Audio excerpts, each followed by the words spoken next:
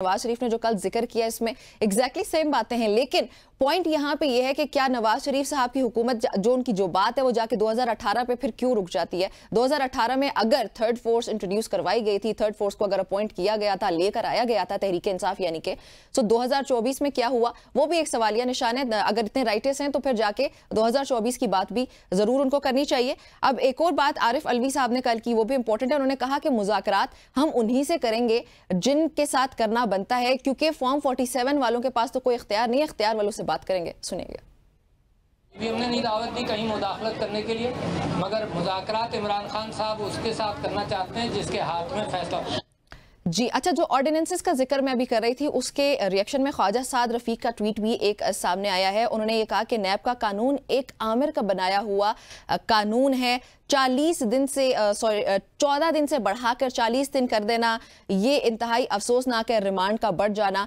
ये कवानीन का जो है वो हमेशा उनका यही पॉइंट है कि पोलिटिसाइज किया जाता है। ये ट्वीट इस वक्त आप देख भी रहे हैं। और कमरुल इस्लाम हमारे साथ मौजूद हैं इस वक्त, रहनुमा पाकिस्तान मुस्लिम लीग नून। अस्सलाम वालेकुम सर। वालेकुम अस्सलाम। सर, सबसे पहले तो बताइएगा कि नवाज शरीफ साहब की सियासत जाके 2018 पे क्यों रुक जाती है। इंसाफ की जब वो बात करते हैं वो 2018 की तो बात करते हैं, उससे हम लोग कोई दो राय नहीं है। हम जानते हैं कि वो विक्टिम रहे अगर 2018 में, तो फिर 2024 में बेनिफिशियरी भी तो रहे। देखें, इसका फैसला तो तारीख करेगी ना। 2018 की चीजें तमाम मामलात निथर कर सामने आ गए। उसके उस वक्त के जो गवाह थे उन्होंने खुद बोलना शुरू कर दिया। बहुत से जजेस के बयानात आए, बहुत से उन किरदारों के बयानात आए जिन्होंने बाद में कन्फेशन की। आप पॉलिटिकल साइड से भी देख लें, आप साइड से भी देख लें, आप एस्टेब्लिशमेंट के हवाले से भी देख लें। तो अभी जैसे लंदन प्लान का जिक्र हुआ तो उसकी बाकायदा मुबशर लुकमान साहब एक सहाफ़ी हैं, अपना खुद अल्लामा तारुल कादरी साहब ने ये कहा कि हाँ लंदन में मुलाकातें हुई थी। तो अपना शाह महमूद कुरैशी साहब ने खुद कहा था कि जी वाकई बानी पीटीआई की मुलाकातें वहां पे हुई थी। यानी वो जो जिसका जिक्र आज मियां नवाज शरीफ साहब कर रहे हैं या बोल रहे हैं, वो खुद नहीं कह रहे, वो सिर्फ उस तरफ इशारा कर रहे हैं जो एविडेंस सामने आया है। सर, तहरीक इंसाफ का जो लंदन प्लान का जिक्र अब जाके हो रहा है वो उसी टाइम क्यों नहीं हुआ था फिर, या उसके खिलाफ कुछ? जी, मैं यही गुजारिश कर रहा हूँ कि गैर मुसद्दका चीज को फैलाना मुनासिब नहीं होता। अब चूंकि उन चीजों की तस्दीक हो गई है, अगर कोई आज की तारीख में कोई बेनिफिशरी है या कोई इफेक्टी है तो वो भी तारीख फैसला कर देगी अगले कुछ अरसे में। जब चीजें सामने आएंगी तो ज्यादा आसानी हो जाएगी। कुछ अरसे फिर इस हिसाब से सर हमें कुछ अरसे के बाद इमरान खान अपना रोना धोना लेके इसी तरह हमें दिखाई दे रहे हैं बात करते हुए। ये साइकिल चलता रहेगा फिर मेरे ख्याल में। ये तारीख का सबक तो ऐसे ही है जी कि जब तक चीजें देखिए ना, जब वो तारीख का सबक लिया सर, माजरत के साथ तारीख का सबक तो किसी ने लिया ही नहीं। अगर लिया होता तो फिर आप लोग 2024 की गवर्नमेंट को एक्सेप्ट ही ना करते। ये बिल्कुल ऐसे ही है कि तारीख का सबसे बड़ा सबक ये है कि इससे कोई सबक नहीं सीखता। ये भी मकूला आपने सुना होगा, मशहूर प्रोवर्ब है। तो कहने का मकसद ये है कि अब चूंकि उन किरदारों ने बोला, आपने वो वीडियो जरूर देखी होगी, वो जज साहब मरहूम एहतसाब कोर्ट के, तो जब वो किरदार खुद बोले हैं तो मियां साहब ने उसकी तरफ इशारा किया है उन्होंने। तो इसी तरह तारीख में अब आज जो बातें हैं वो स्पेकुलेशन हैं, जब जाहिर साबित होंगी तो इसलिए महल इट्स टू अर्ली के आज की तारीख के बारे में हम कोई फैसला दे दें। तो ये मियां नवाज शरीफ साहब इफेक्टिव थे, ना सिर्फ वजारत उज़्मा से उन्हें महरूम किया गया बल्कि जो एक सियासी जमात की लीडरशिप थी जिसका कि हर वर्ग महल उसमें किसी इलेक्शन की जरूरत नहीं है, वो हर वर्कर के दिल की आवाज यही है कि मियां नवाज शरीफ कायद हूँ। मैं उस जमात वो कायद बन भी गए, वो कायद बन गए एक बार फिर से।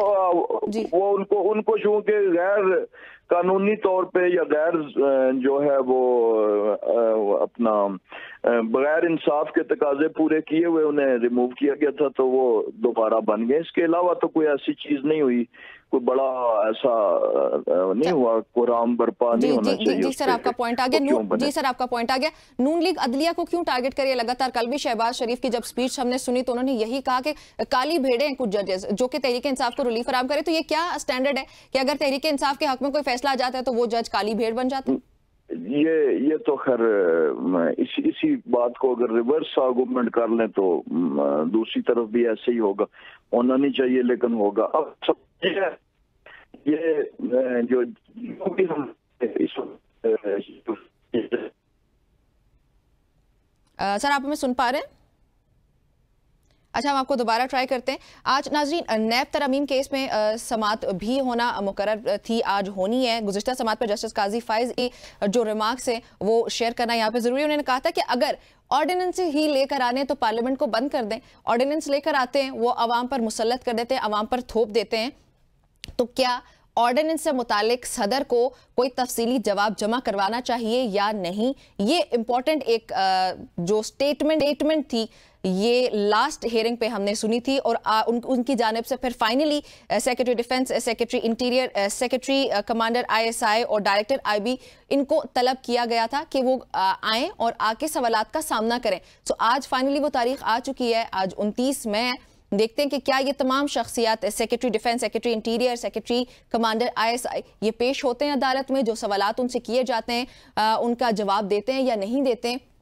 ये इंपॉर्टेंट पहलू होगा आज देखने के लिए। और ये भी एक इंपॉर्टेंट मामला है कि जब नून लीग की सदारत अब फाइनली नवाज शरीफ साहब के पास आ चुकी है, तो देखते हैं कि नवाज शरीफ अब पार्टी के सदर बनने के बाद क्या करते हैं। उन्होंने कल यही कहा है कि मैं अब एक बार फिर से पार्टी का सदर मुंतखब हो चुका हूं और मेरी मदद, अगर मैं कुछ आसान अल्फाज यूज़ करूं, तो आवाम से उन्होंने रिक्वेस्ट की कि मुझे सपोर्ट करें, सपोर्ट इन द सेंस कि जो भी मसाइल मुल्की उनके तौर पर सपोर्ट किया जाए उनको एज अ सदर। अब वो पार्टी के सदर बन चुके हैं। ये तमाम इंपॉर्टेंट टॉपिक्स थे जिन पे हमने ब्रीफली अभी डिस्कस किए। डी ब्रेक के बाद हम वापस आकर डिस्कस करते हैं, हमारे साथ रहे।